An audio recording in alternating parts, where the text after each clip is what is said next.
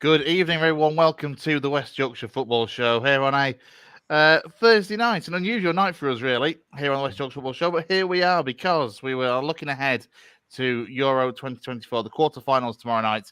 And we're also going to have a bit of a Leeds United chat because I'm joined by, as always, Stephen Browne, our esteemed co-host and Leeds United fan, and from Sporting Life, Tom Carnduff, who is also Leeds United through and through. Good evening, gents. How are we? Hello. Very well. I mean, look, as I say, this started out, Brownie, this morning as, let's do a Euros preview of the quarterfinals. Yeah. And then as the day has progressed, we're like, there's Leeds stuff. There's Leeds stuff. We need to factor that in. So let's start with that, really. It's never dull with Leeds United, is it, Tom? No, I think that's a given. I can't really offer any more than that. There's always something going on, and it's seemingly never ending. So, yes, never a dull moment.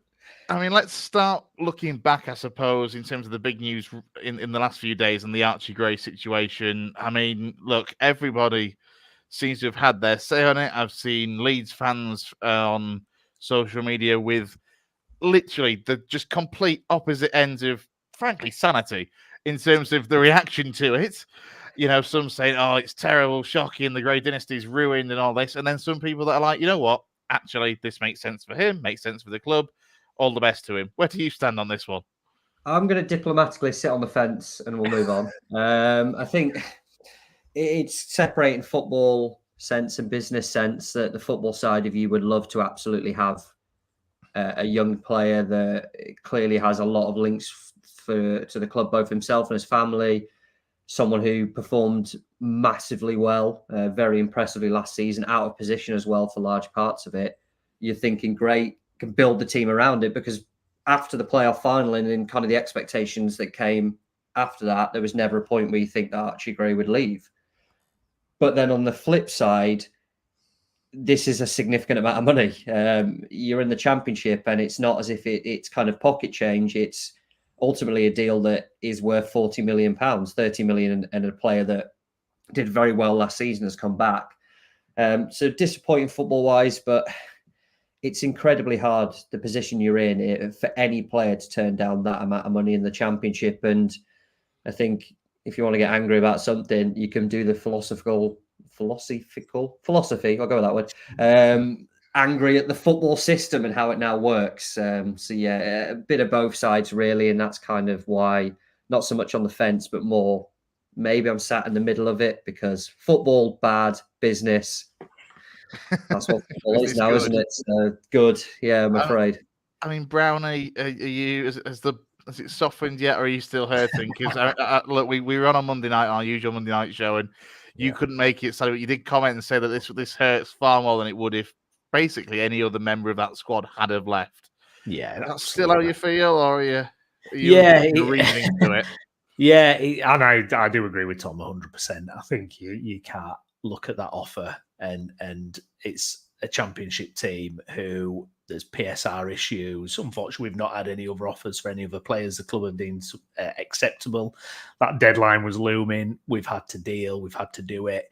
And I agree with Tom in the sense that, the business side of it, this PSR thing, it's a bit ridiculous, really, because, Leeds are a club with, multi-billionaire owners and investors, and there's no cash flow issues. There's no issues on that front. And yet we're forced to sell, the crown jewel, really. And you're kind of looking at going, why? That doesn't, what is this? What is this serving? What is the purpose of this when it's come down to having to sell someone who's part of the lineage, really, at Leeds, and the fact that, the Grey dynasty and everything, it's the one sale you didn't want to see. And yeah, to be honest, I've been pretty down about it since I'm just,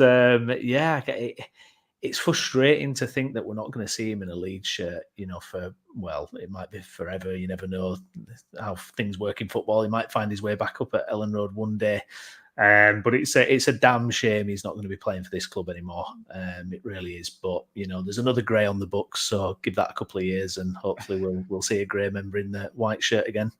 I think the PSR thing is interesting in that I was talking to someone about this the other day, that it wasn't necessarily that the sale had to happen this weekend, right? It's just beneficial, particularly to add it to last year's accounts. But the kind of situation, if you look at it, was, do Leeds have a huge offer now for a talent that they wouldn't necessarily have wanted to sell, but they know that that can happen now and you can plan accordingly for the rest of the summer?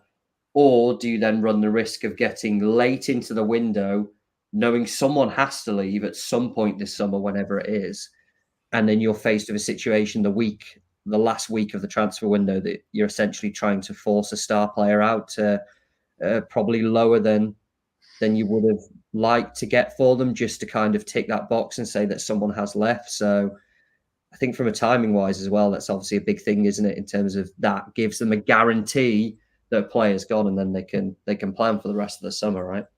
Yeah, and it's also that thing as well. I mean, there's a massive pressure to get promoted this season, because we know that parachute payment drops next season, and if we didn't take this deal, come round next year, if we don't get promoted, we're in a bit of a situation where it might be a little bit of a fire sale. So, totally understand the club taking the money, and look, football is the way it is. There was a release clause in Archie Gray's new contract he signed recently. So I think both parties knew this could be a, potential for this. It does ruin the romance of football a little bit. I'm not going to admit, I'm not going to lie, but yeah, it's one of those things that, hopefully a good season will kind of help us get over it. Before we come on to Rodon coming the other way, how frustrating is it though that this has happened, we get past that cut-off point, and then all of a sudden, Glenn Kamara on his way out potentially. Jorginho Rutter bids in for him from Brighton that I understand have been rejected to start with, but you think, well, there's potentially they might come back in here. How annoying actually is it though that this has happened after that cut-off and not when the whole PSR thing needed the sale and you've been forced to then sell Archie Gray?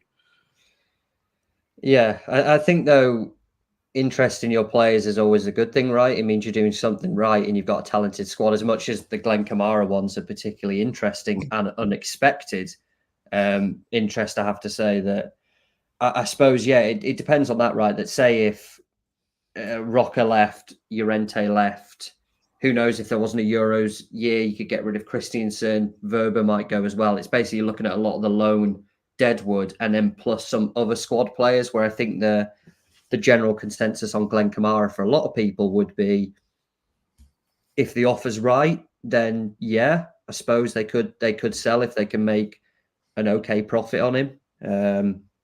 So I think it's probably more to do with that and that kind of culmination of a few players going rather than simply getting rid of one instead of then keeping Gray and stuff like that. But yeah, particularly with Brighton, if Brighton are sniffing around your players, you know that they're quite good and there's something there, and you should always think twice about selling to them because there's a reason why they want those players. I think it's always a good thing to have these links, right? You'd be a bit worried if nobody was interested in your players because it can't mean that you're doing too much right. Yeah, I think with Glenn Kamara, it's a bit of a strange one, that, because I kind of look at him as being a bit of a foundation for Farke's team. I thought he was brilliant for the majority of last season. I know he dipped at a couple of points and in my opinion, got a bit of unfair criticism at times. I was a little bit surprised with it, to be honest. I think, speaking to Nancy Froston from The Athletic earlier, she seems to think that Leeds don't want to deal. They don't want to do a deal with Kamara, which I was glad to hear. But like Tom says, if they offer a decent amount of money, I think we paid 5 million for him or something, and I think it's been talked about 10 million possibly. So you're doubling your money straight away, and everyone's got a price tag. So yeah, we'll wait and see. But yeah, it was a little bit worrying yesterday because we suddenly had all these kind of links of players potentially leaving, and you're thinking, God, who's going to be left in the building? What's going on? But yeah, hopefully now after the Archie sale, at least we haven't got that foot on our throat. We don't have to sell and cave to several offers. Hopefully. What's the latest we think then with Rutter, Tom, at the moment? Is it likely that Brighton are going to come back in? Obviously, at one point they were linked with Somerville, but then obviously that cooled because they went in for Minter from Newcastle instead. In terms of Rutter, are we thinking that there's a strong chance that, all right, we're not going to go for Somerville, let's go for somebody else we can pick off instead? Yeah, I think my kind of feeling on Rutter and everything that you heard about Rutter was that he wouldn't leave this summer because it's the football and business thing. There's both that come into play here. That Leeds spent £35 million on him, all in. They spent a lot of money in bringing him to the club. Unless someone is going to come remotely near that and above it as well, then there's no chance, because we've talked PSR and all those rules. If you're then flogging a player for half of that, and I know 30 million has been mentioned, of course, but it doesn't add up. It's doing more harm than good. I would be surprised, I think. And if he does, it's another one where there's huge money involved, and it's getting to a point where you're finding it very difficult to turn down. So for me, it's not particularly changed from the back end of last season. That it doesn't make an awful lot of sense for Leeds to sell Rutter, both from a footballing sense. He seems to like it here. Obviously, people and the fans like him at Leeds. And from the finances, you can maybe recoup your money for what you paid for him. But on your balance sheets, and it's annoying that this is all football is now. It's not so much chasing silverware. It's successfully filling out spreadsheets to kind of hit targets. But there's not an awful lot to gain from that financially and from that business sense anyway. So, yeah, I think this is one, but maybe there was some interest, let's see what we can do. And if we can bring him in, and there's clearly a player there that they fancy. We've seen it. They did it with João Pedro, of course, at Watford. It doesn't make an awful lot of sense for Leeds to get rid of it at this stage, particularly, there is going to be more interest in Somerville. There is going to be some interest in Nonto. It's just that it's not quite arrived yet. So there's no point panicking and selling someone now, because, again, like I say, it doesn't particularly add up to do so from a Leeds perspective. What's happened to football, Brownie? Like, how has it gone from players on the pitch and fans in the stand to men with Excel spreadsheets? This is what it is, isn't it? I mean, this is... It's so depressing. It is. Well, 75% of the chat about football these days does seem to be just about the money, just the finance, and, why are fans having to worry about PSR and all this kind of thing? But it's just the narrative, and it's just what dominates. And yeah, that balance has been tipped, hasn't it, now, really, where, I mean, back in the day, you remember like when Alan Shearer moved to Newcastle for £15 million, it was like, wow. And it was it felt like that is incredible. And transfers back then seemed to have something about them, it was a bit special, but now it's just, I mean, it's crazy now. It's unbelievable. I was on that topic, I was kind of ranting to people in the office as I always do today. And I was saying that I think if it is election day, so if you want a political themed one, if someone came out and said as part of a manifesto, I'm going to, let's package it together, I'm going to ban undisclosed fees, and I'm going to ban the leaking and reporting of all transfer news, I think a lot of people will be back on board this. That we go away from the business side and we get into the football side of things to an extreme where you turn up on opening day and all your players are just there. Yeah, I think that would make it a bit more fun, right? This would draw us back in, which I think we're lacking at the moment. I mean, this is the thing. I mean, I am a slight hypocrite though, because I'm totally bought into it, and I'm the one searching for it on Twitter, and I'm kind of trying to find every little nook and cranny about deals with Leeds and what's happening. And I guess the interest is there, isn't it? It's driven by the audience, I guess. Honestly, I reckon you could put in some pretty cynical policies, and as long as you put those in, you'll just fly straight through. Like, you'll be fine, absolutely fine, wouldn't you? Like, falling back in love with football. Imagine that if you turned up on the first day of the season and you just had to work out who everyone was. I think that's Conor McGregor at press conference, like, who the hell is that guy? Yeah, this is how we come back and battle back this, because the whole conversation has been about finances in football. This is the balance. Yeah. This is the nice, happy balance that we could probably strike. Bring back like Blind Date or something. Just players revealing themselves. He's 27. He's Spanish. He's come from Rayo Vallecano. Yeah. Pedro. That would be so good. So good. I mean, yeah. Tell us what's your name. What's your name and where do you come from? Let's go to a couple of the comments. Skip's been busy already. He says, hopefully we put a sell-on clause in the grey deal. Look, you would be... Don't think we did. What? I mean, really? Well, it was a release clause got met. So can it was they like, not? As long as they've gutted. So there's no chance for a sell-on clause because of that. They can't be like, oh, come on. There's basically no onwards benefit to Leeds in the deal. I mean, it's 30 million. Well, 40 all in, but 30 million in a player. Have you heard about Maidenhead United? They're set to Yes. get £8 million or something. I've heard from the deal for what's he called? Max Kilman. Yeah, going to West Ham. So Maidenhead United, boom, there you go. That's how you do it. That sense that, I mean, to be fair, look, I mean, obviously, like a lot of people will know following this, my affiliation with Rochdale, but Rochdale are a club that have always had good success over the last, umpteen years of making sure there's sell-on clauses in players, whether that was like Ricky Lambert or a lower level like Aaron Morley and Ethan Briley at Brentford now. Like, it's such a key part of clubs lower down the food chain. And obviously for Maidenhead, when Max Kilman made that move all those years ago, they wouldn't have expected now they'd be looking at such a huge windfall, Tom. Yeah, I think this is the benefit of, I suppose, sell-on clauses in those types of deals, that I suppose at that kind of level, you're getting a player incredibly cheap up front. And then obviously, the benefit comes later on. Whereas I suppose when you look at like an Archie Gray and it's £40 million up front, you kind of go in, that's the deal. The deal is we're giving you a lot of money and a player as part of this. Whereas, the selling thing for reasons like that is superb, because you are then getting a 20% on down the road, and it works for everyone, doesn't it? That we're going to get a good windfall. It means that you've sold him for a good amount, and it works. So yeah, I think it's kind of the trade-off, isn't it? You can have a lot more money now, and you could maybe it's the game show thing. We talk about blind date, but do you want to gamble? Do you want to take what you got, or do you want to gamble? Oh, we'll gamble. We'll have 10% in the future. Okay, great, not a problem. Yeah, exactly.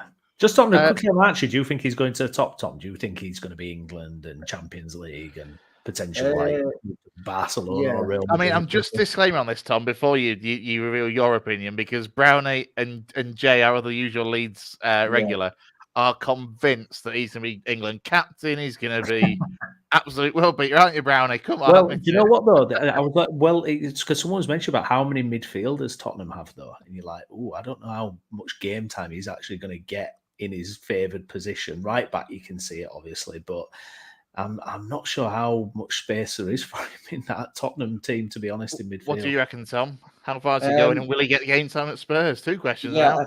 Obviously can't project his kind of future path, but he's got all the potential to absolutely be that top level player, and he's very ambitious, and he spoke about that. He has all the potential to do so. We've seen it. He's just every kind of all-round game, and the fact that he was so young and played with such confidence in the Championship for a good Championship team, playing at a good level as well. Absolutely got all the potential to do it. Do I think he will? Yes. There'll be a point where Tottenham are either establishing themselves as a top 4 team again in the Champions League. Who knows? Don't laugh. Maybe one day they'll compete for the title regularly. But, and if not, it'll be a case of, as Tottenham have done, they'll sell him on to someone else or come in and pay big money to do so. You don't want to do the Jude Bellingham comparison, but he's obviously the most natural one, isn't he? Having been a Championship player, went to a big club, then got a huge move on the back of it, and is now world famous star. It's incredibly difficult to replicate that path exactly, but in terms of the core ability that he has, absolutely, there's every potential that he can do so. And at Tottenham, this is definitely not just one for the future. I think there's got to be an eye on playing him now.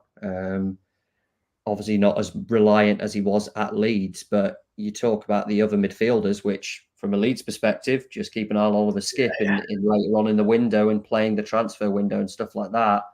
That absolutely kind of, you look at Højbjerg, more mobile than him. The position next to him, Bentancur, has struggled to really nail down a starting spot there. The same with Basuma, has been a bit hit and miss, been a bit better under Ange, but there's definitely going to be spots for him there. And I think Pedro Porro had a superb season at right back as well. So long term, he's going to probably struggle to displace him. So there's absolutely going to be spots for him to play in that Tottenham team, enough games to do so. And yeah, I can't see why he wouldn't be someone who gets a decent amount of Premier League minutes next season, even if it's not right from the off. I did see a lot of Spurs fans who were understandably excited about the deal on social media, and also just saying that, you know what, looking at everything he's done at Leeds last season, he's going to fit Ange Postecoglou's style of play. He's going to be perfect for Ange Ball with the energy, the legs that he's got for a start. Yeah, you can. It's the fact that is kind of, we've seen it. If you say go and play and do this role, he'll go and do it. He'll try and do it as much as he can. For Leeds, he played defensive midfield at times. He played further forward, didn't he? As we saw kind of that Norwich playoff game. Obviously played at right back for a long time as well. Kept an actual right back that they signed in January out of the team. He's got all the characteristics to do so, hasn't he? And it is just a perfect kind of match in that element. And I suppose from a Tottenham fan perspective, he spent a hell of a lot of money for a club that does spend, but typically doesn't just go out and go, not panic, but go, we need to move right now to get this player. We have to do this. We have to hijack a deal and spend a lot of money. So if you're seeing player looks good, but he's young and we've spent £40 million on him, and the words generational talent have been used by certain quarters of the footballing world, you're going to be excited, and rightly so. Yeah. Let's look at the man then that's come the other way. Joe Rodon, obviously, he was a really instrumental part of the Leeds side last season. There's one of the comments there, DV4 LUFC. Rodon was a massive signing, in my opinion, signing of the season. I mean, it's a bold claim this early in the window, but Brownie, for a start, come to you. I mean, as a Leeds fan off the back of last season, and in the way that it's come about, kind of making it like 30 million plus Rodon, depending on how you want to look at the books, it looks like a massively welcome return, and one that he allegedly has turned down, the newly promoted sides, went up to the Prem as well to come back. Yeah, it's kind of a shame that it's been overshadowed by Archie going the other way, because I think if we'd have signed him independent of, within a couple of days of Archie going, I think, we'd have been going crackers, because I think I was thinking, I don't think we're going to sign Joe Rodon, because obviously Premier League links were coming out and he had such an unbelievable season last year for Leeds. He was an absolute rock. Major part of why we ended up with 90 points and getting to a playoff final. And I was starting to think, I don't think we're going to see this guy come back. They say don't fall in love with your loan players. Yeah. The club have tweeted out now, and we've got him back. I think it's an unbelievable deal. I think he probably recognises that this is a good home for him. If he's decided to turn down Premier League moves as well. And it gives us that continuity in the defence as well, because obviously we're talking about exits and everything like that. You don't want to have to completely rip up and start again this season, So getting someone back in who performed so well, who's going to slot in. He was great with Pascal Struijk at centre-back. He was great with Ethan Ampadu. All bit of an old school defender, isn't he, Joe Rodon? And it's a brilliant piece of business for Leeds, and it's a positive start. It's just a shame, like I said, it was kind of overshadowed a little bit. But yeah, delighted to have him back. Absolutely. I mean, for Tom, like the fact that he's coming, obviously, last season was probably his most game time he's played for some time, actually. He's struggled, hasn't he, in terms of regular game time, especially in a Spurs shirt. So for him to get this chance of a fresh start at his age, at just 26 years old, he's ready made to be a lead centre back for at least the next few years to come, potentially. Yeah. I think it kind of touched on it there, but having a regular place to play football is significant. We've seen it with Ampadu as well. Of course, he was another player who spent a lot of his career going out on loan, felt last summer that he needed a permanent home, told Chelsea so, and Leeds were made aware, and obviously then made the move. It's huge. It is huge because it is a problem position. The left side is centre back. You've obviously got Pascal Struijk coming back. Max Verber, as of now, things could change after the Euros, but he will be staying in the lead squad next season. There's two left-footed centre backs there. One maybe goes to left back, who knows? But you needed a right centre back, and with Cresswell's clearly not in the picture, it feels like an element of restarting again. And while you lose one significant player in Gray, it could have been a case, okay, then you've lost another piece of the defence, or the player that would have been behind him if he was in midfield or whatever, in Rodon at centre-back. So, again, it's the shame of Gray going, but in that deal and as part of that deal and this kind of relationship that Leeds and Tottenham now have, both through figures who work in the recruitment team and the back and forth that they've been having multiple times over the past few years, that they essentially got Rodon at a cut price deal. Because of this, that was kind of the incentive to then do the deal with Tottenham as well. However you want to value it, the accounts will show it as a £10 million signing. This will be the official one.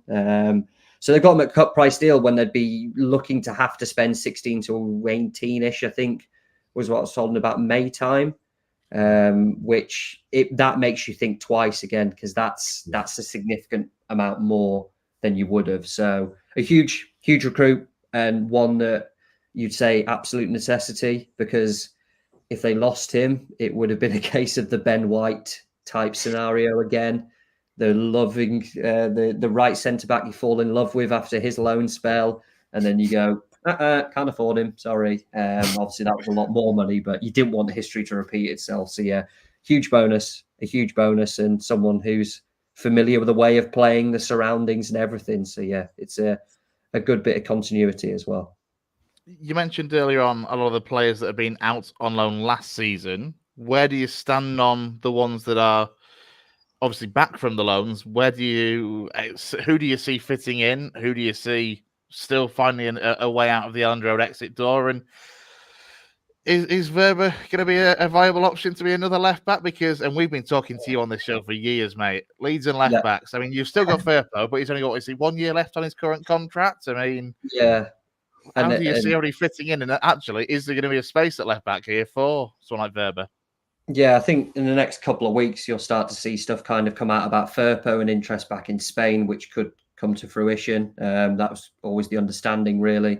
I'll be getting my bus pass soon enough, my free bus pass, and we'll be talking about Leeds needing to get a left back in, because it's just a consistent problem position that they're going to have to just bite the bullet eventually and get someone. Yeah, things could change. Things could obviously change, and someone could come in and, his Euros performance probably wasn't the best overall, which, to kind of put yourself in the shop window, it wasn't quite there. But he's clearly someone who's indicated at the moment that he'll be coming back. The one, I think, for me, who does divide opinion, but in terms of slotting into what, in theory, a Leeds need at the moment, and what not so much cost them, but was clearly something they could have gained maybe a few extra points here and there if they did so, was getting a proper number 10 in, a proper creative, lively sort of attack-minded midfielder. And that's where Brendan Aronson comes into the picture, who, in terms of as a footballer, isn't that bad. It's clearly his physicality that was the weak point for him. But pretty much early on in the summer, it's the loan spell in Berlin hasn't quite worked out as he would have wanted. And it's a problem position. It's someone who's there kind of not ready-made, because we still need to see what he can do. But there's going to be clear, under no illusions, that people here won't take warmly to you immediately. I'd maintain the best thing you can do on the opening day of the season is 5 minutes in, run in, sprint, close down the fullback and give him a shoulder into the advertising boards or something like that. People will then go, here we go, this kid's got some muscle on him now. So he's probably the one that I think of all of them is going to be, I don't know, maybe not so much the one that people like the most as well, but I don't want to use the word hate, but dislike the least almost, I think, of the entire bunch that left. That seems to be the consensus. But he's one, that's naturally going to come in, should have more of a look in, because the others, it seems like Llorente's going to go, Rocker's obviously gone, and then you're kind of running out of loanees, amazingly, because they did manage to shift them. What do you think about Rasmus then? Yeah, I forgot about Rasmus. Because he, I mean, by all accounts, I don't think he kind of set the world alight at Roma. Safe to say. And obviously, I mean, when he first joined, I thought this guy just looks like an absolute beast. He's going to be incredible. He's going to be a new cult hero, everything like that. And it didn't turn out that way. But I mean, at championship level, right back, I mean, does that solve an issue there? I mean, surely he'd be good enough as a squad player. I mean, you look at Firpo, who in the Premier League was way short, but was probably one of our best performances. Last few months of the season. I mean, what do you think? Can Rasmus come in and do a job for us? Yeah, I think these are the two phrases that you touched upon there: do a job and championship level, and I think that's a lot of what we're going to have to measure these on. Fundamentally, Rasmus Christiansen's strength, in theory, of when they signed him, was his attacking output, his kind of fitness levels and stuff like that, coming from the Red Bull type model. So in theory, yes, we kind of saw what he wanted from his right backs, particularly when Connor Roberts was involved in the side. There's desperately need for depth in that position. There always has been. And again, it's kind of one of those with Leeds in the Championship. A lot of teams, it's different in the Premier League where teams are looking at you going, yeah, we can control the game here. We saw it last season. We're going to see it again this season where there is an element of teams viewing Leeds as favourites to win the league or a side that you're not going to try and then play against. So in theory, Christiansen should be someone who's not, like Firpo, as exposed in the Championship. Does seem to be one that will somehow be in the picture because there's not going to be an awful lot of interest. And again, at the time, at this moment in time, it seems like he is. So yeah, I don't know. You've got to balance the just getting promoted and getting out of this league and just using players that are there and will do a job, to do the cliche. And he just seems to tick that box at the moment. And then you worry about it next summer, what you do. Because again, back to the spreadsheet talk, which is what it's all about, because we don't care about football. It's another year off the contract as well, so That's true. Goes. That's the important stuff. It's not as big of a hit, and he's kind of played 20 games and got a few assists, so everyone's happy. Can I just get your opinion on this? Because Daniel Farker, it's going to be a huge season for him. Me and Jay, we've talked about, I think the pressure's going to be on pretty much straight away. And I think if he doesn't have a good start, I could actually see, a parting of the ways there. Obviously, we got 90 points last season. We got to a playoff final, but for me, at times, he wasn't, he's not, you wouldn't describe him as necessarily a progressive manager in the way, Kieran McKenna was, or even like a Russell Martin. Do you think Farke came up short last season, especially when we cut the gap down and we managed to catch up, the other Leicester and Ipswich? And how confident are you that he can get the job done this time? Yeah, I'm still largely undecided, to be honest. Kind of when the doubts crept in last season, he'd then do something that makes you go, okay, actually, no, it's fine. One thing I will give is the fact that if Leeds had those first 3 games of last season, it all boils down to that.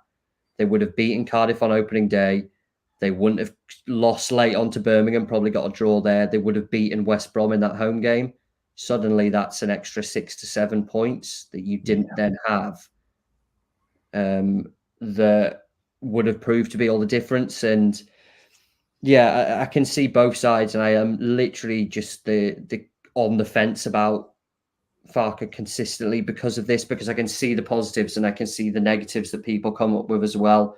The negatives being that they were one-dimensional at time. There wasn't enough adjustment. There was too much reliance on individual qualities, which are all true. But in a disrupted season, a disrupted pre-season, they still got 90 points. There were times when actually he did something that pulled it out of the bag, that won the game, got them vital points, and then pushed them as close as they did. And there's a huge need for continuity. Spoke about it in certain players. It's kind of the same for the manager. You can't just hit panic and reset every single summer. Yeah. Because eventually it just won't work. But it is that case of if it doesn't start well, there's huge pressure. There's huge pressure to do it this season, at least be in the picture.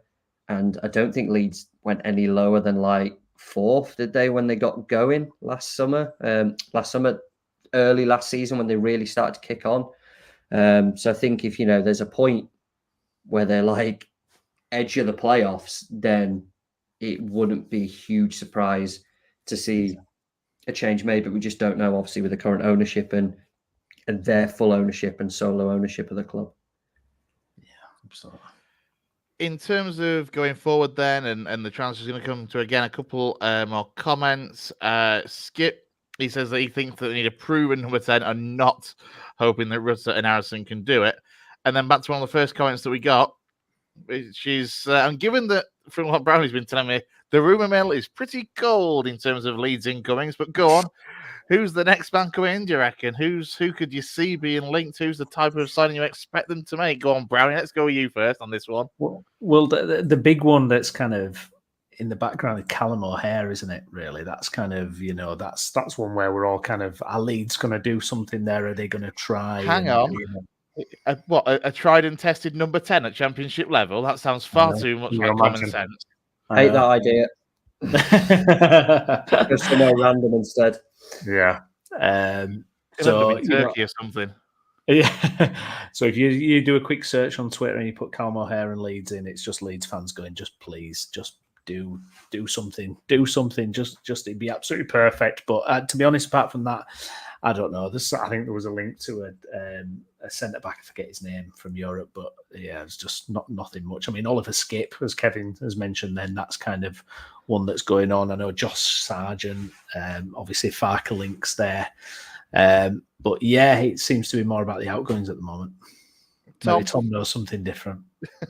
Yeah, I think again, it's particularly since the change of ownership, the noises coming out of Leeds are a lot quieter than they were previously. Callum O'Hare's one that, well, I will say there will be a clear kind of exploring of the free agent market, because when you've got to be kind of go clever. Marek Rodak's been linked.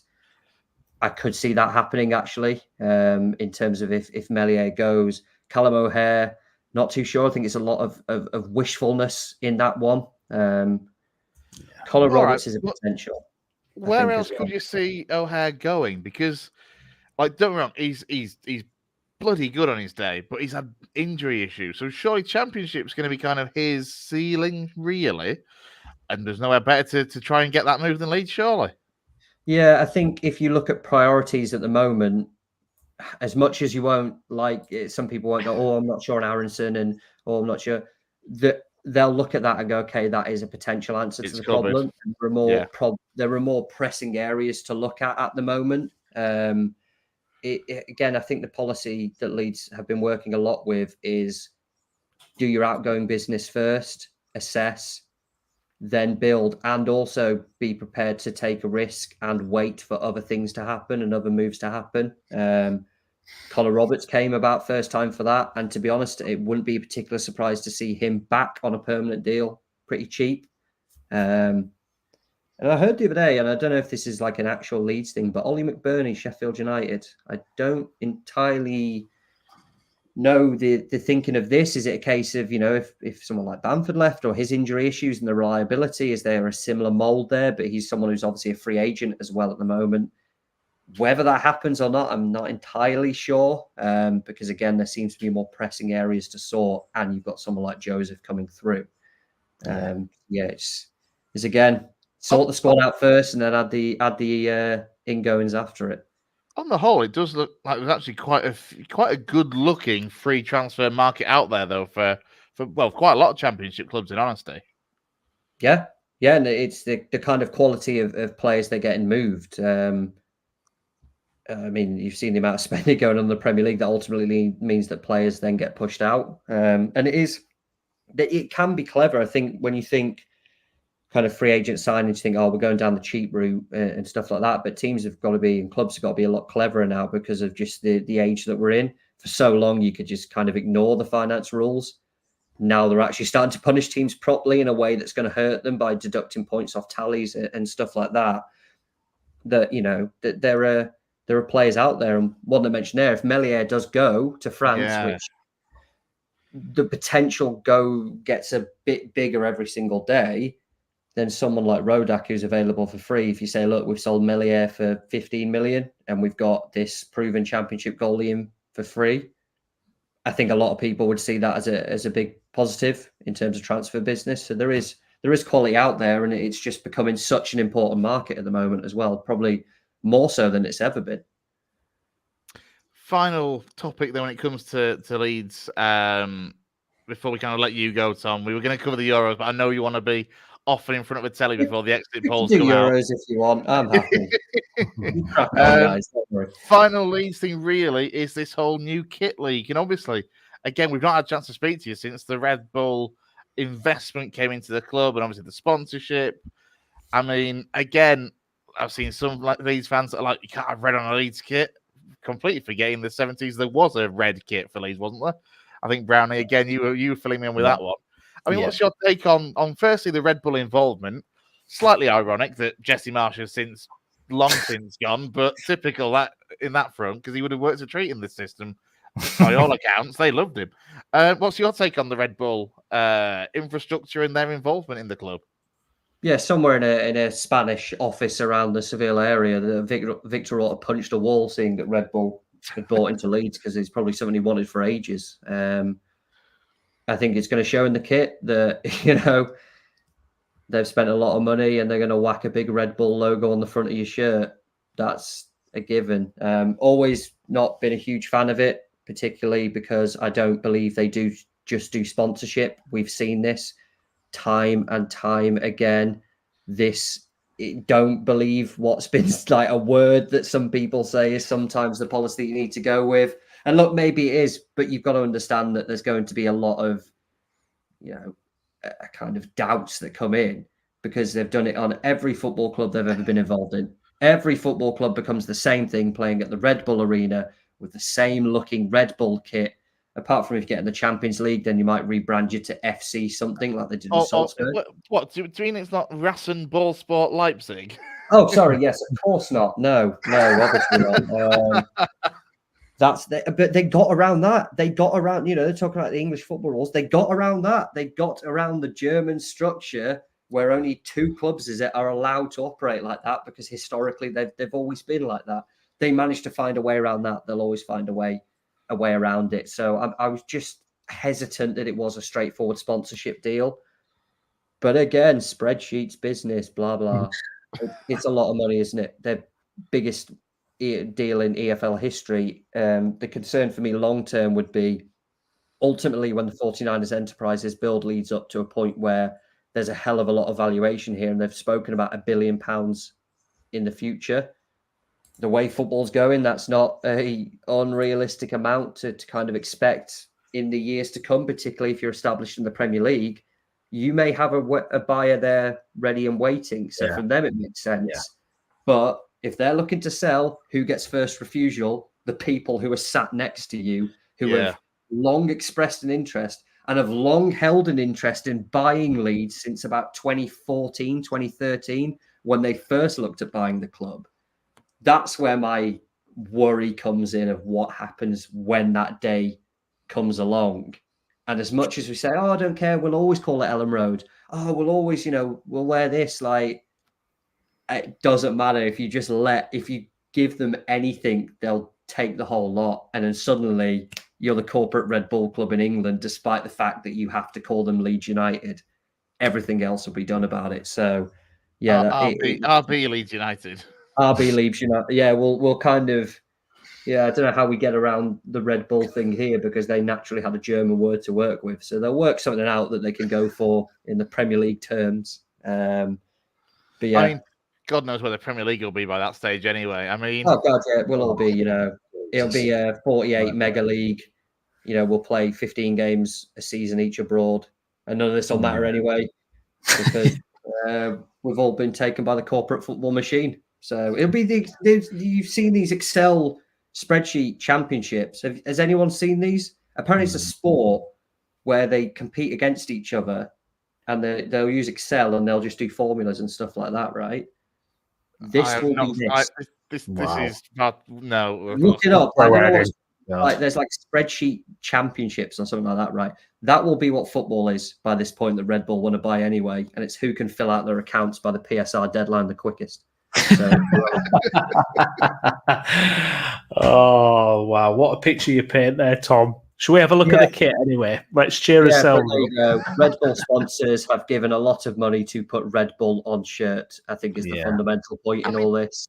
As a kit, I think it's actually bloody lovely, if I'm honest. Like really bloody nice. Yeah. It's a nice kit. I will say that. It's not quite a Leeds kit. No. If it was someone else's kit, I'd go, yeah, that's quite nice, that. But because it's a Leeds on here, At the same time, how frustrating is it, though? How frustrating is it that you want to just not like the kit, but actually, it's pretty nice. Well, blue and white is in Red Bull's brand guideline. I don't know why they just didn't do that. Not just because of the red thing, just because surely it would have looked nicer if you said there were the blue bulls and like the white logo or something like that. Have you seen the mock-up someone's done on Twitter with the blue bulls? I've seen a lot like that, yeah. Yeah, and I was like, surely that they just go, that just actually looks a nicer kit. We'll use that as we've done with all our other clubs and stuff like that.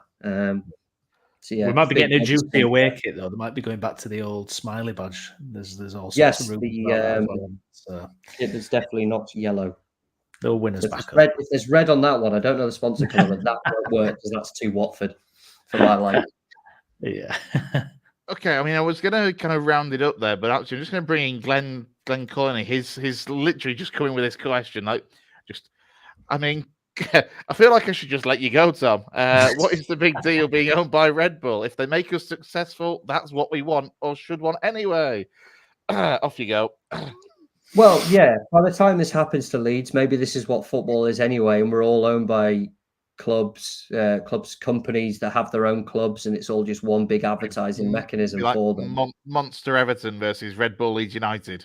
Yeah, in the what is now the third division of world football, because everyone else has left for Super Leagues worth more money. But it's the balance of what does success cost you? Is success a case of you want it so badly that you take it for a team that is an evolution of Leeds, but wouldn't then be Leeds in the way they look, their logo, their stadium they play at, the kind of things they sell in the stadium itself? You're buying kind of cups of Red Bull, and it's stuff like that. Look, this is the worst case scenario, of course, that you jump to that, as you do whenever Red Bull are involved in any kind of sport thing. But it's shown time and time again, any football team, any racing team, anything that they do, they are not a simple sponsor. They will eventually rebrand the whole thing into a full Red Bull gimmick. It does not matter. Whatever is said, the track record and the evidence has shown the opposite. So, yeah, they could well end up making Leeds successful. And, hey, I could be the cynic, and it is just a sponsorship. And in 3 years' time, they go, oh, thanks for that shirt sponsorship. Shake hands. See you later. We've tried it and it didn't work. But it's just the skepticism from me of the track record says it's going to be anything but the straightforward kind of sponsorship that you see with anything else, that it just doesn't work like that. And kind of what cost would you put success at? It's at that stage isn't it, that Tom becomes the new owner chairman of United Leeds FC in the Northern Counties East League, working the way back up. We can do it. Leeds City. We'll have a Leeds City again. We'll be sponsored by those 30p cans of energy you get in corner shops. Yeah, I'll go to them as a rival. Like Blue Stripe or something. Did you see the inside Leeds training video? So they released a video, the players going back to Thorpe Arch for the first day of pre-season, and there's just a clip. It's like 20 seconds of like Sam Greenwood, I think it is, going to the Red Bull fridge and getting out a Red Bull and just having my Red Bull. You're like, wow, okay. Is it as bad as Jeff Hurst promoting Budweiser on Sky Sports News the other day? Oh my God. So good. I've never seen quite the commitment. Fair play to the guy. But yeah, maybe that is the next thing. Daniel Farke's first press conference after the first game of the season, where they've absolutely annihilated Portsmouth. They've gone brilliant 5-0. They've gone, oh yeah. Oh, I have worked up quite a thirst watching that game. Good job I can quench that and energize myself with a new Red Bull lime and whatever flavor. Yeah. You still think that it gives you wings tagline? Is that still there? I've definitely seen an advert that does it's definitely on the TV adverts. Is that? It's still right. Who doesn't want a refreshing glass of Red Bull? You're trying to get us a sponsor. Hey, if Red Bull are watching, we're easier to buy than Leeds. We're easier to buy than Leeds United. Let's put it that way.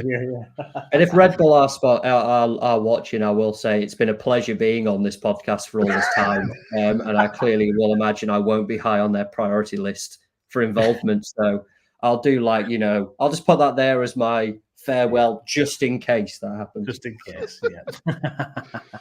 Let's turn our attentions then away from Leeds and on to the other major football of the summer, the Euros. I mean, yes. For a start, your take on it, because look, we've got a group chat in the West Yorkshire Football Show, and some of us have been loving it, like we always do with major tournaments, and one or two of us are like, it's just not been as good as they're expecting. I mean, where do you kind of stand there? I'm still firmly in that. I've really enjoyed it, camp. Yeah, it has been good.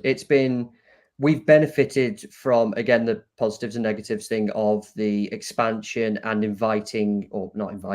allowing qualification opportunities for nations that necessarily wouldn't have made it usually. Think Georgia, and yet Georgia have been, that game against Turkey was one of the best international tournament games I've ever seen in terms of the whole thing was superb.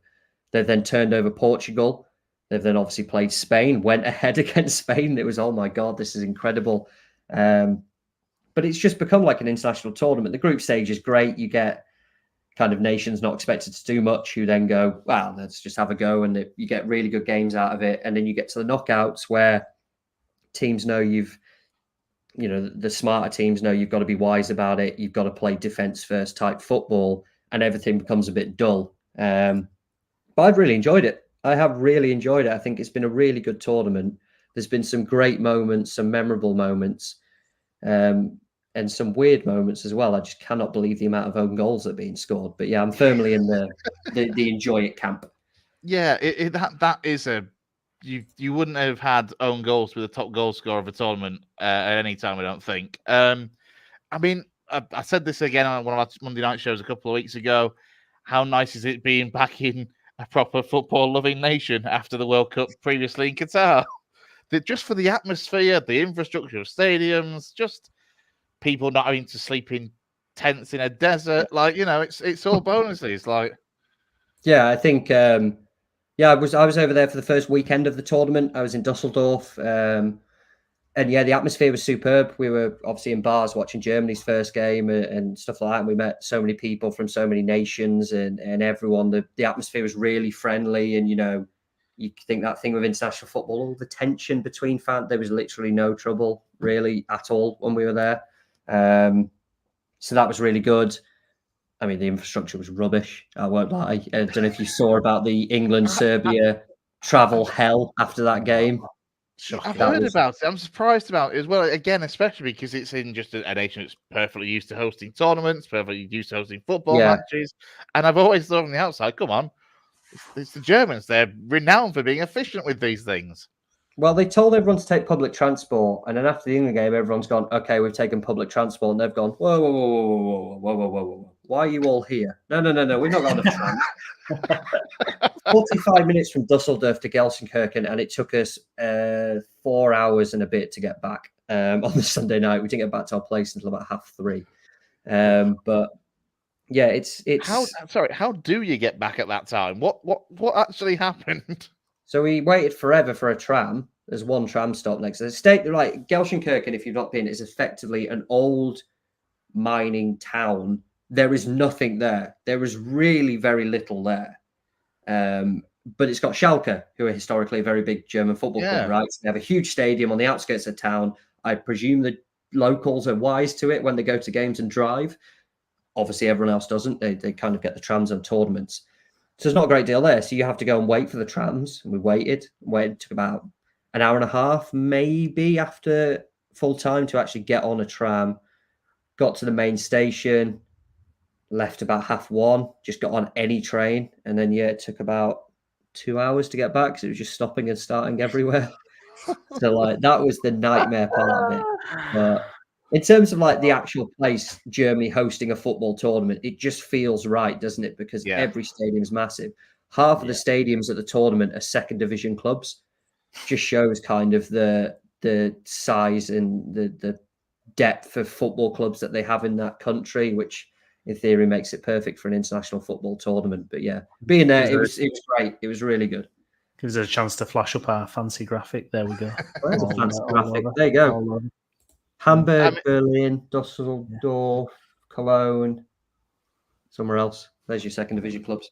Well, this is, honestly, to be fair, it has given me in recent days one of the best commentary cock-ups was Sam Matterface I think the Slovakia game when he was saying about how Harry Kane hadn't scored in Gelsenkirchen before. And I'm thinking, that's because Schalke are a second division team, you dirty sod. Yeah, not in the German top flight. Going round. It was like, Matterface.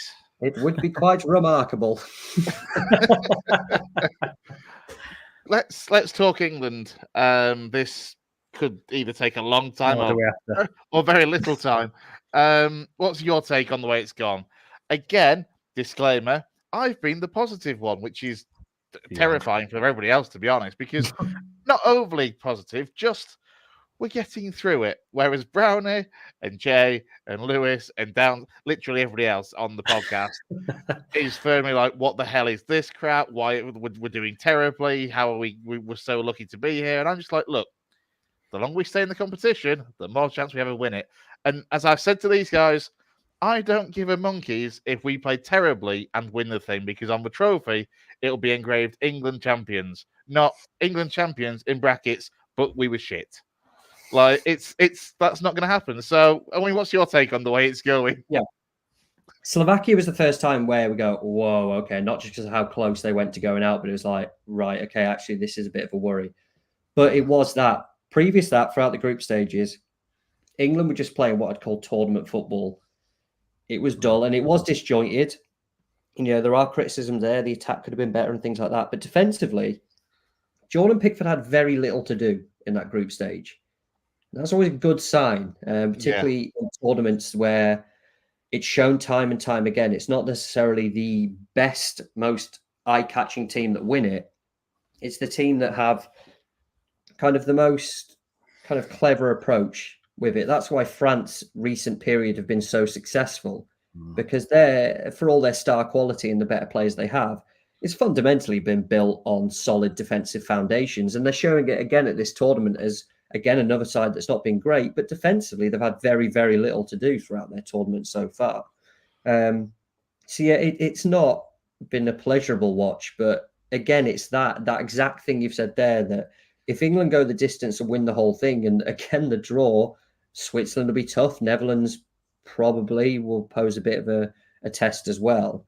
But nobody's going to remember how they did it. Nobody cares how they did it. Nobody remembers how teams win stuff. They just remember teams winning stuff. And for England, it's exactly that. Nobody will care how it happened. It's happened. And the way they're operating at the moment, it can be better. And obviously, we're expecting changes on Saturday. But it's the perfect approach. It is the perfect tournament approach. Things can improve going forward. But defensively, if you're not troubled that often, you're in a great spot. So yeah, I've been fine with it. Look how upset Brownie is at that. I think I'm convinced he wanted you to rip him to shreds, but it's one of them, isn't it? Like, I mean, come on, Brownie. No, do you know what? I've got to say though, that Bellingham goal is iconic. That is one. That almost made that game worth it. Well, it did really, because it's kind of David Platt 1990. It's one of them where it's like it just bails you out completely. An amazing moment. But I thought it was going to be a little bit boring, England in this tournament. I thought it was going to be quite, it's going to be typical plodding and that kind of thing. But for me, it's just been absolutely rank. It's like being incompetent, totally incompetent. It's just nothing seems to have worked at all. And I think that game, on Sunday, that's skin of the teeth. That's, Iceland 2016, if that game's a minute less, it's an absolute inquest as to what is going on. I do have to say though, it's funny how it works, because you kind of get a bit hopeful again, don't you, in the kind of period between games. You just start to kind of go, oh, could we maybe, is it going to be, could we turn it around? But I can't see it against Switzerland. I think they're functioning, and I mean, there's rumours obviously Southgate's going to change it up massively, which I think it's in desperate need for that. I think you've got to shake it up somehow. I was interested because I kind of almost think of us as like France light, and obviously Deschamps and France. I mean, France have scored 3 goals and 2 of them are own goals, and I'm like Tom says, they've been massively successful in this period, and they're not that pleasant on the eye, either. They're not that easy on the eye themselves.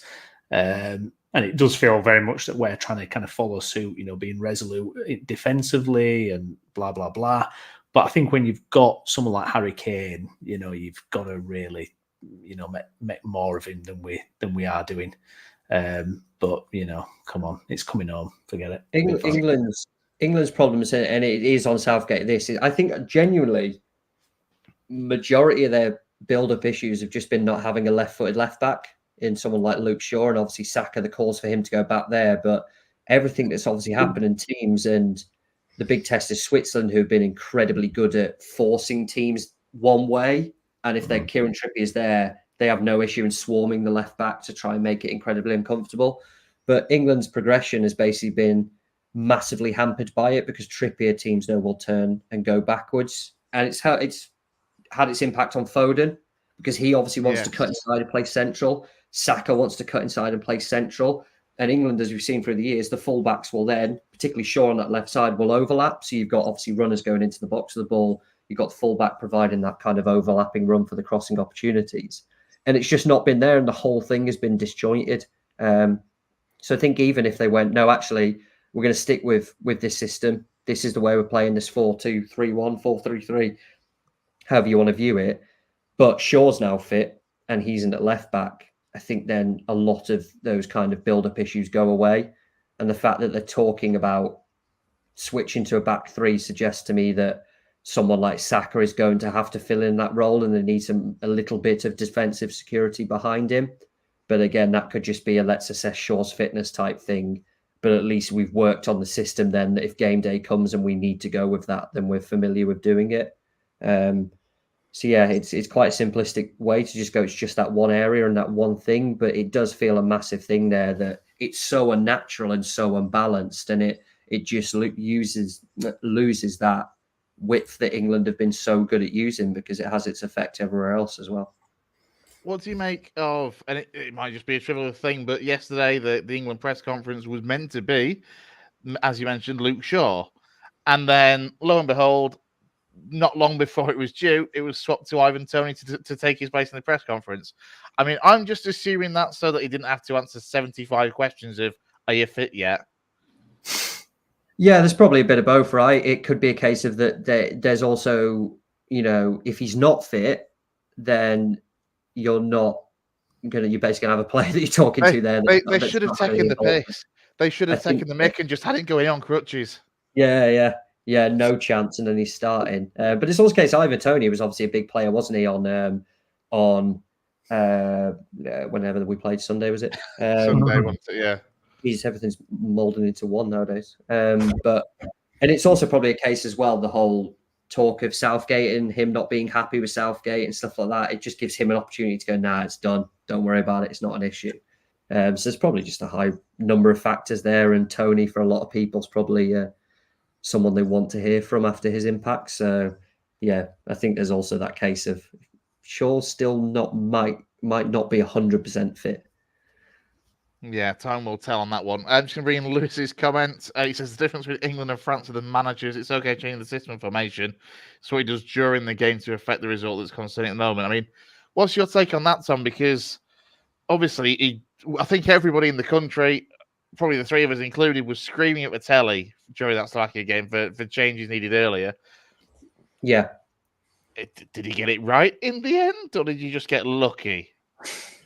Look, let's be honest. I'll take a breath when Brownie says it all, I think. Yeah. It's luck, right? There was an element of luck. Let's not lie about that. The wonder goal nature of it, two big strikers up front that have then combined for the second goal. That's been England's weak point under Southgate, hasn't it? That's been consistent as well from the Euros final onwards, the World Cup 2018. They take the lead, they sit back. It cost them against Denmark, and it's kind of a mindset that they need to get out of, because that has been, I said there, the big negative is in-game management. And fundamentally, I think that was the one thing that made me hesitant pre-tournament to say, yes, England are definitely going to win it, because we're still not seen that happen. And in what has been a tough tournament, we've not exactly seen any signs of it getting better either. Will it get better? I mean, look, I know it's a big question.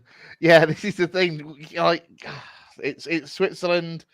I mean, look, if we do switch to this three at the back, then we are matching them up formation-wise. Is that something that is going to work in our favour or work against us potentially? Yeah, I think they tore Italy apart in their system. Italy have been poor anyway all tournament. But the Swiss were kind of saying that they knew that if Italy played a back four, they could have torn them apart, which they did. So there's going to be an element of that matching up the opposition as well. But it's just probably a case of knowing that changes are needed. And as long as they're still in the tournament to make the changes, then you've got to see that as a positive, right? But yeah, Switzerland are going to be really tough test, really tournament smart team. And if you can do as much as you can to kind of nullify that as well by effectively matching them up. This will be like for like if England go for it. They kind of have their wingers, but players who like to play quite centrally as well, as you'll see with Foden and Bellingham and the midfielders getting forward and their impact and stuff like that. So, yeah, that's got to be an element of the thinking, hasn't it? And it can't get any worse, let's be honest, even though England are in the quarterfinals, it can only get better, right? Let's turn our attention and have a very brief look at each of the quarterfinals tomorrow. I mean, look, what a quarters final to get us started with these games on Friday and Saturday. Spain versus Germany. I mean, I think by all accounts and by a lot of pundits and the journalists' thoughts and that, the two best teams in the competition so far going against each other at a quarter-final stage, though. You could easily have seen this being a final. Yeah, it's probably the two teams at the tournament who you can say have been consistently good throughout. Spain particularly have been the best team at the tournament. It's going to be a meeting between two teams who just won't deviate away from their ideal way of playing.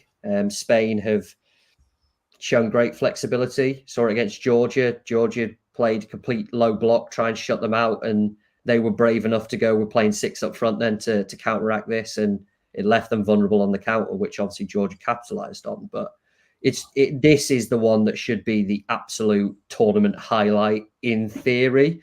So I'm sorry I've jinxed a 0-0. But it is two teams that just will play their ideal way, and their ideal way is a very nice style of play. And Spain don't have a fear of going long and playing into that kind of direct target man in Morata too, which could catch Germany out.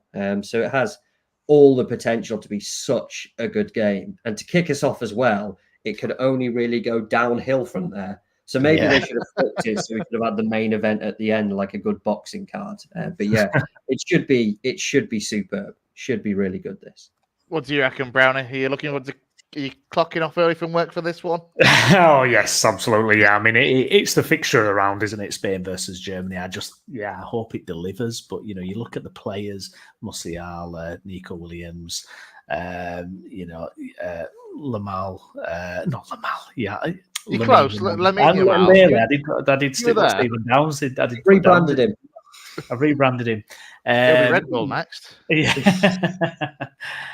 Just so many great players. So, yeah, we clearly know it's going to be an absolute dud, probably. But no, I think it'll be a fantastic game.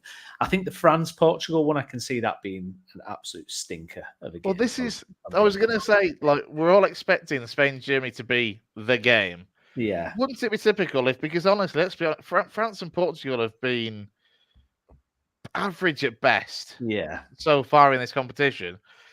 Again, wouldn't it just be football for that game to suddenly be the one that bursts into life and gives us actually a really entertaining Friday evening? Could be. I mean, the thing is as well, when it gets to this stage, even if it's like a tense, close game, it's still really interesting, and especially if it does go to extra time and penalties, a lot of drama. Might be some more Ronaldo tears. We don't know. We'll have to wait and see. We don't know if he's going to start. I mean, do you? Yeah, come on. I mean, do you? If you're Portugal, do you persist? It seems like Martinez will, but I don't know if that's going to do him any favors. But yeah, it's.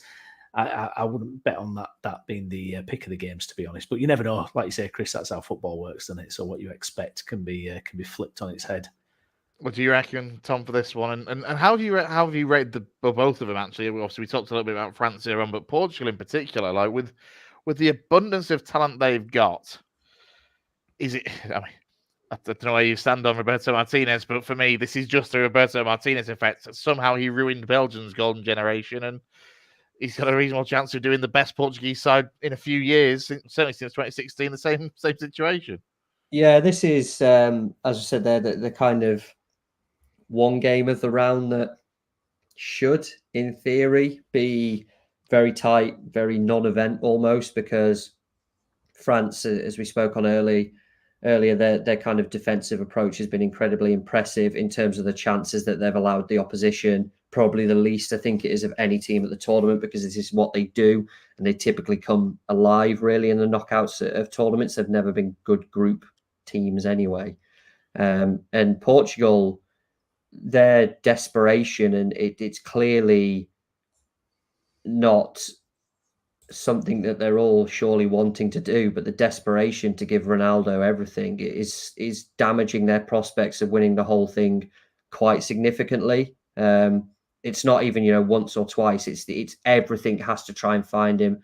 Any free kick that can kind of see the goal he's hitting, and the one from the tight angle summed it up perfectly. And you cannot be imagining these Portuguese players are seriously sitting going, are happy with this. Like, this is a joke. Like, this is ridiculous. That this is basically it is what's holding them back, and everyone can see it. But he's not brave enough. Nobody's brave enough to make the decision to go, why are we doing this? Like, he's one of our country's greatest ever footballers, if not the greatest. But at some point, we've got to tell him, you're like 39 years old, whatever he is, grow up. Like, this is, we can't keep pandering to what he wants. It's seriously damaging the prospects. So, yeah, you've got a France team who will look to shut Portugal out and try and hit them on the counter. And you've got a Portugal team who are just going to try and get the ball to one player every single time. All the potential for a nothing happens, 0-0, or France, Mbappe gets away and scores on the counter. Yeah. How do you reckon Mbappe has done overall in this tournament? Because obviously, off the back of that really big move that was the worst kept secret in world football for quite a long time, where he's ended up at Madrid, I expected a lot more. Well, I expected more from France in general, but in particular, I expected more from Mbappe. Yeah, I think it's kind of France's been some slight misfortune. I think in front of goal, they've been fairly creative compared to some of the other teams. It's tough, isn't it? Because obviously you got that bad injury early on, so it's kind of clouds your judgment a little bit on. I know it's not. I don't want to say something directly related to football because it's still your face, isn't it? And I'm sure it's quite important. But it must be irritating to an extent to have to deal with that. And there's got to be some part of there. And ultimately, you're not 100% fit. So yeah, could have done more. But then I'm willing to kind of say that you should probably give him that bit of leeway. That early on in the tournament is pretty much disrupted him and didn't play that second game, of course. And then the last game they did a tactical switch where he didn't really have a proper striker alongside him and stuff like that. So yeah, it's that injury, I think, has got to be a key part of it. And it's probably one that I'd consider when saying that his tournament has been disappointing, but there must be a big reason as to why, because it must be tough to play with that. He certainly does now look like the fifth Teenage Mutant Ninja Turtle anyway. Browne, let's turn to Saturday's games and look, we'll gloss over ours for the time being. The other one, though, I mean, this could be a really good game. Again, on the face of it, the Netherlands versus a Turkey side. Both sides have been good going forward. Both sets of fans have been absolutely top class in terms of creating an atmosphere. Little bit of a black mark, really, on the behaviour, shall we say, of some of the Turkey fans. I think in one or two of the games with things being launched into the onto the pitch. But, in particular, the Dutch fans have been an absolute marvel in this tournament. Yeah, they have. Yeah, it's just special, isn't it? I mean, I still think Turkey have probably played in my favourite game I've watched the tournament against Georgia. That game was just absolutely brilliant, wasn't it? Fantastic. And I think quite a few people probably had Turkey down as dark horses, rightly so. They've got that, although they've not done anything for a long time. That was me when we did the preview. Were they your dark horses? Yeah. There you go, man. On the pulse of football, you aren't you, mate? There you go. But yeah, it's going to be it's going to be a fascinating one. Netherlands, obviously. I mean, Gakpo just seems to be coming to the fire, doesn't he? And it's nice. I like it when Holland do well. It's just good for football. It's just something good, isn't there, about football when the Dutch do well. Yeah, they're just iconic, aren't they? And it's just nice. And Gakpo's just scored some really good goals. So yeah, it's going to be a decent game. It might be a bit of an antidote to the England game as well, depending on what happens in that one. But yeah, I mean, it'll be interesting. If England can scrape through, getting one of those again, it'll be another tough test.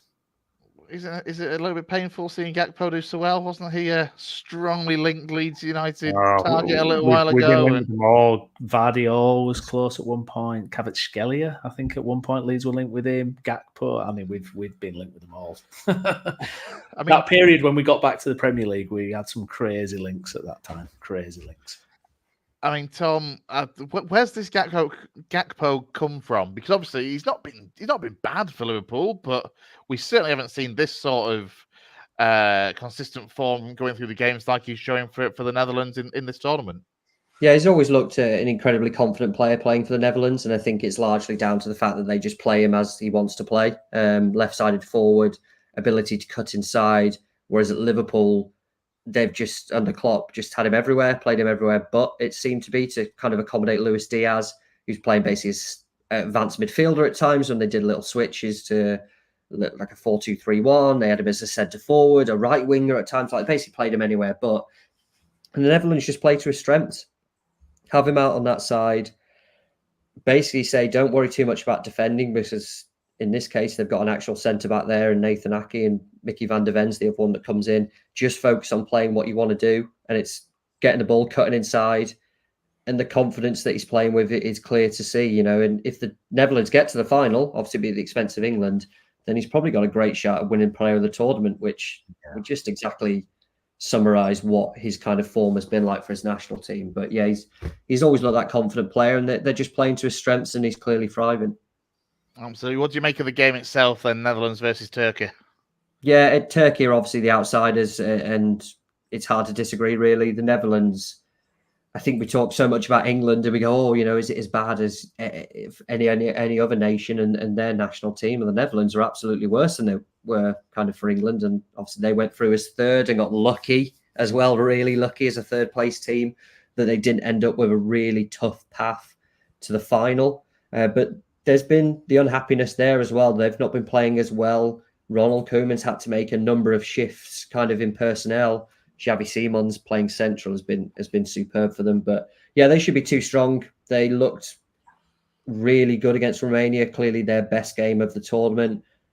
Kind of pinned Romania back to almost nothingness in that game, which in Romania, this is a team whose strength is clearly in their attack. So they'll be full of confidence, should be able to repeat it against Turkey. And yeah, it's, don't want to say it's all pointing to an England-Netherlands semi-final, but you'd be confident in saying that the Netherlands should be at least one half of that contest. What a semi-final that would be. Can you imagine playing Holland in the semi-final? I mean, have we faced Holland in a knockout? I don't think we ever have we? Obviously, we played them in the group stages in 96. And 96 was like the first game, was it, or whatever? Yeah, I think it was the last group game, but apart from that, we've not played them at all. So that would be pretty special. And two nations desperate for success as well. Like as much as it is for England, and obviously I know the Netherlands have their own history and stuff like that, but they are again another nation that are absolutely desperate to perform at a tournament. So it again, you kind of the classic and stuff like that, but just the absolute desire from both teams could make it an absolute blockbuster of a game. Yeah. If you were to predict the semi-finals, then Tom, the sides they're going to get through these quarters. Yeah, I'd take Spain to beat Germany. I think Spain are pre-tournament. Had this down as a quarterfinal, as I think everyone did, as the two group winners. Just think Spain have got a bit more about them. France, again, it's what they do, isn't it? They get to the knockouts and turn it on. So Spain play France. I think they're still, England have got this far without particularly impressing. So I'd side with England, particularly if there is a kind of a tactical switch up. And even if they stay as they are, as long as that left back issue is solved, they've got a great chance of going through. And yeah, Netherlands. So it should be, I think, hopefully, in my eyes, Spain, France, and then England, Netherlands. In the final question, if you're Gareth Southgate, what do you do with this tactic? Because obviously everybody's been talking about he should change to a 3 at the back, go with the wing backs. They've alluded to it, and I think he's might have even been photographed the training pictures that it looks like they're implementing this 3 at the back in training at least. Does that make it a certainty that he is going to? Or actually, is it still just, look, they're trying it in training, they're practicing it, they're working on it, but there's no guarantees? What would you do if you were Gareth at this stage? Besides resign and run away. Yeah, probably that. I wrote something earlier this week that was basically touched upon that back 3 thing, and it was, basically the team that has been suggested, because it did make sense to do that if you were. I mean, what would your back 5 be? I mean, would it be, as a lot of what I've seen is Alexander Arnold on right wing back, Walker, Stones, Konsa, and then Saka as the left wing back? Yeah, I think so. Basically, yeah, Alexander Arnold's not obviously a wing back, but the skill set suggests that he'd be suited to it. Kyle Walker, then your right centre back, and Saka's got that defensive security on the other side. Even actually, if Luke Shaw's fit, you could maybe put him as a left centre back and then drop Walker out of the team and put Konza on that more natural right centre back side. But I think based on probability of who's available at this time, Trent, Walker, Stones, Konza, although Dunk maybe, because it makes sense. He plays left centre back for Brighton, right? And then Saka as that left wing back. If they want to make that change, that just seems like the back five that would jump out to me at the moment. Brownie, your take on it all? Is that what you go with? Yeah, I'd go with that. To be fair, I think it gives me a little bit of optimism that it's going to kind of be torn up and let's make some big changes. I think it's a big opportunity for Trent again. I don't think the midfield position worked for him. That he started in the first couple of games out there on the right could impact things. Bit more space for Bellingham, bit more space for Ford, and it might feel a little bit kind of better from that point of view. I know Saka's out of position, but he's comfortable, isn't he? He's left-footed, so Oh dear, I think we've crashed Chris. We've been going on for so long. We were just about to finish up anyway. But Tom, thank you so much for giving us so much of your evening. Really appreciate that. We'll let you get back to watching what's happening in the country after today. We'll see if we see what kind of result we get there. But I want to thank everybody for watching as well. Hopefully, Chris will come back before we do leave. Actually, I'll give him that. Yeah, it's a nice feast for him, isn't it? But thank you everyone who got in touch, commented. Please do make sure you like the video, subscribe to the channel. I've been Stephen Browne. With me has been Chris Bell, and also Sporting Life's Tom Carnduff. Tom, once again, thank you so much, mate. No worries. Speak soon. We'll see you again soon. Bye-bye. Thank you.